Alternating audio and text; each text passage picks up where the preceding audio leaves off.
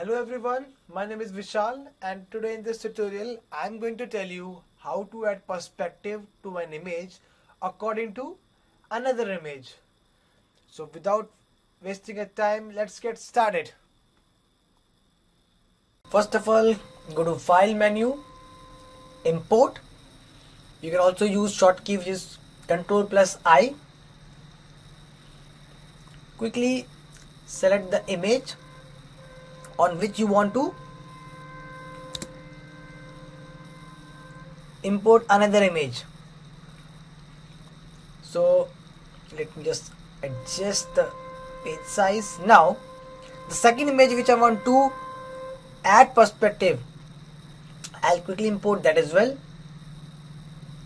So I'm selecting this second image. Now with the help of space or enter, you can just import the second image as well. Let me slightly scale down. Now I'm going to add perspective to the car image and I will align this as per the base image. So to add perspective, go to object menu, perspective, add perspective. When I click on this option, automatically as you can see a grid will snap to the image. Now I have to just match those corners according to the reference image. So let me zoom, and what I'm doing is I'm first placing it roughly. Yes, now zoom out. I'll pick this point, put it over here, and